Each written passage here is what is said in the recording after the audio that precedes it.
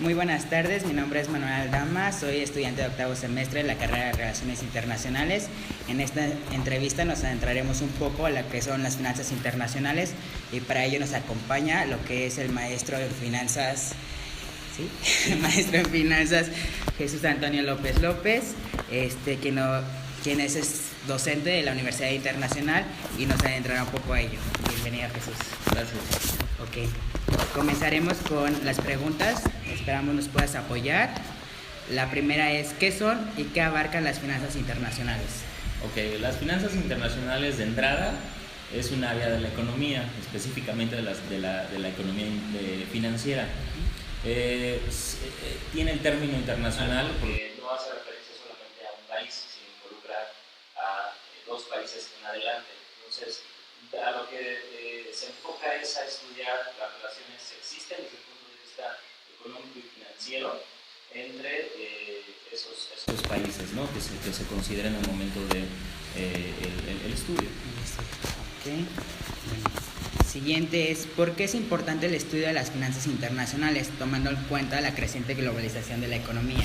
De hecho, más bien parte de tu respuesta está en la pregunta, ¿no? O sea, resulta importante el estudio de la economía internacional, de las finanzas internacionales, porque a lo largo de los años la economía mundial parece comportarse más como una economía cerrada más que un conjunto, ¿no?, de economías que están separadas y que cada una toma decisiones de manera independiente. Ya no es así. Si en algún momento llegó a hacerlo fue hace, no sé, a lo mejor incluso 500 años, todavía a lo mejor eran un poquito más, y no podemos hablar de que eran totalmente independientes, al menos eran menos dependientes que ahora. Entonces, dada esa situación y dado lo que se espera en un futuro, que sea todavía muchísimo más estrecha esa relación, las poblaciones van a seguir creciendo y entonces poco a poco también esas fronteras que actualmente pueden existir en términos de movilidad entre personas, o sea, laboral y otros temas, va a hacer que sea algo muy relevante, ¿no? Perfecto. La siguiente es, ¿cómo afectan los eventos internacionales a una empresa? Es decir, como en los entornos de variación de tipo de cambio, así como las tasas de interés. Bueno, son muchos, ¿no?, aspectos. A lo mejor podremos hablar específicamente de los que mencionas. Los tipos de cambio, dado que es el valor, ¿no?, que tienen las monedas de un país en términos de otras, son movimientos que siempre van a repercutir, dado que los países llevan a cabo intercambios comerciales, ya sea de bienes o de capitales. Entonces, los precios que se establecen a nivel internacional están siempre en función de los tipos de cambio. Es por eso que las empresas, al momento de adquirir algún servicio o algún bien de otro lado del mundo, ¿no?, o incluso hasta con el país vecino, tienen que llevar a cabo los intercambios, ¿no?, de su moneda local con respecto a la moneda con la que va a intercambiar.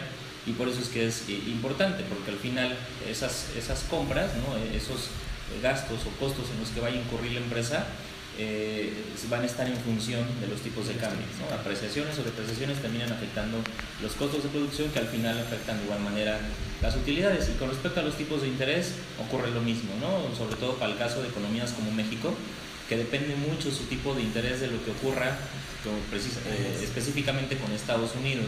Entonces, los movimientos de tipo de interés de Estados Unidos terminan afectando en una gran medida a los tipos de interés en México, que eso pues también para la parte empresarial suele representar el costo de financiamiento, ¿no? Entonces estaría también generando una repercusión, un factor o un elemento internacional, el tipo de interés de Estados Unidos, por ejemplo, en el financiamiento de empresas mexicanas.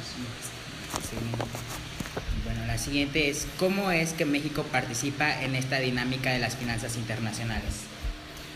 Bueno, ahora lo hemos visto que participa muchísimo más que hace 40 años, 30 años, y lo que yo creo que ha sido el punto, ¿no?, que lo ha hecho que sea muchísimo más su participación es a través de la entrada al Tratado de Libre Comercio, es decir, con la principal, ¿no?, economía a nivel mundial, con otros de los países que son potencias económicas como Canadá.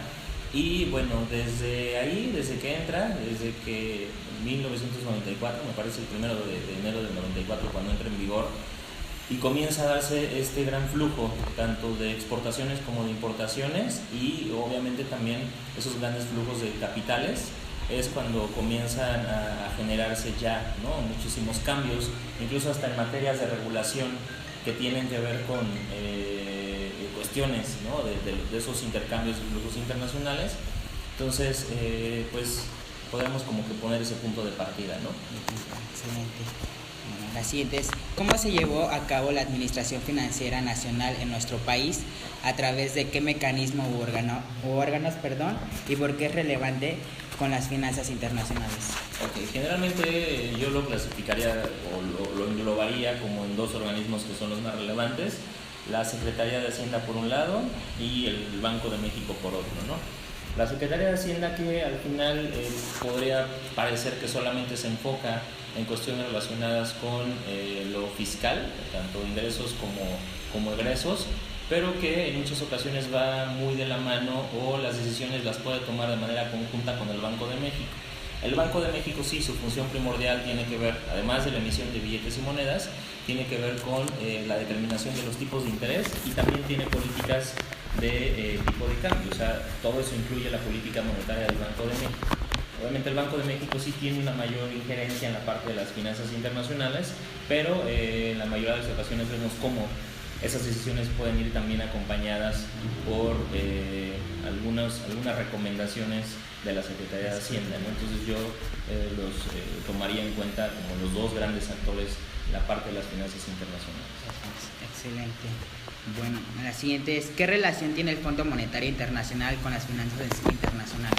Bueno, el Fondo Monetario Internacional ha sido, yo creo, de los organismos a nivel internacional más importantes desde que se creó después de la Segunda Guerra Mundial, con la intención de obtener esos recursos o ser el mecanismo a través de los cuales las economías, principalmente las europeas, que estaban devastadas por la Segunda Guerra Mundial, obtendrían un financiamiento que vendría principalmente de Estados Unidos, pero no nada más él, sino de otros países que ayudaron a poder financiar a estos países europeos, y desde ahí ha jugado un papel muy relevante en la economía a nivel internacional. En algún otro momento del tiempo, en los años 80, en algunas ocasiones no fue tan bien visto porque a través de este organismo fue que muchos países latinoamericanos, incluido México, empezaron a obtener unos financiamientos tan excesivos que incluso los llevaron a no poder pagarlos. Entonces, depende desde el punto de vista que se le vea, ¿no? Podríamos decir, a lo mejor si nos atrevemos o si es nuestra intención decir si es bueno o malo la existencia, ¿no?, del Fondo Monetario. Lo que sí podemos decir es que es muy relevante por muchos sentidos, no nada más porque se encarga de ser este mecanismo, ¿no?, a través del cual se pueden canalizar los flujos de dinero, sino que también hace recomendaciones, es un órgano que se encarga de determinar si la forma en cómo llevan a cabo algunas mediciones los países en cuestiones financieras de tipos de interés, inflación y otros elementos, ¿no?, es el que se encarga de determinar en qué nivel se encuentra el país, si es bueno que se pueda invertir ahí, hace recomendaciones y da el visto bueno para algunas mediciones de algunas variables. Entonces yo creo que junto con el Banco Mundial, el organismo financiero y económico más importante a nivel internacional. La siguiente es, siguiendo en este contexto, ¿en qué considera que un internacionalista se debería especializar si está interesado en este campo de acción?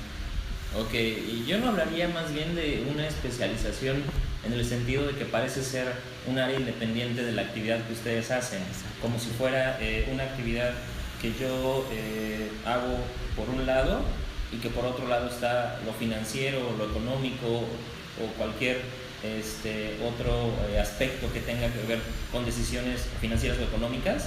No lo vería así, sino más bien yo lo veo como parte, porque las relaciones internacionales, así como podemos hablar, por ejemplo, de las relaciones públicas a nivel personal, que no se alejan totalmente de lo económico, o sea, cuando hablamos de una empresa, una persona que se encarga de las relaciones públicas, obviamente toma en cuenta siempre, al momento de tomar decisiones, de llegar a un acuerdo, de proponer algo, automáticamente está considerando los beneficios económicos o financieros que se pueden desprender de esas relaciones. pienso que alguien que se dedica a las relaciones internacionales también tendría que considerar siempre, que debe estar implícito los efectos económicos y financieros que se pueden generar de esos acuerdos a los que lleguen. Ok, excelente. Y por último, de acuerdo a tu experiencia, ¿piensas que el mercado financiero es un área laboral adecuado para los internacionalistas? Sí, como te lo comentaba hace un momento, creo que va mucho de la mano, ¿no? La pregunta anterior. Y por poner un ejemplo, recientemente lo que estamos observando con la política de Donald Trump respecto a la renegociación del Tratado de Libre Comercio, lo que vamos a ver en esas mesas de negociación es un grupo de expertos económicos, un grupo de expertos financieros y un grupo de expertos en relaciones internacionales, que si bien cada uno tiene que hacer su papel cuando esté sentado ahí, todos deben de entender la importancia de poder proponer o defender una propuesta a lo mejor que vaya en contra. Por eso es que incluso observamos que el actual secretario de Relaciones Exteriores tiene una formación meramente económica y financiera. O sea, no sé si en algún otro momento del tiempo en la historia de México hemos visto ese brinco de un secretario de Hacienda a que pase a ser secretario de Relaciones Exteriores. Incluso él mismo lo reconoció, dijo en algún momento, ¿no? Pues yo vengo a aprender. Ojalá no haya sido esa situación. O sea, que hubiéramos tenido de inicio una persona con una formación de ser internacionalista, con los fundamentos económicos y financieros que le den la capacidad de poder negociar, porque al final de cuentas tú sabes que al llevar a cabo esas negociaciones a ese nivel necesitas de un experto en relaciones internacionales, pero para poder defender ciertas posturas necesitas tener también conocimientos con respecto al efecto que puede generar en términos económicos y financieros tal o cual acuerdo, ya de manera específica a la que se llegue, ¿no? Entonces creo que es relevante por eso, ¿no? Yo te lo vuelvo a repetir, no creo que sea una carrera que sea totalmente independiente de los aspectos económicos y financieros a nivel internacional, van muy de la mano, ¿no? Ok, excelente. Bueno, creo que sería todo, Jesús. Muchísimas gracias por la entrevista. Okay.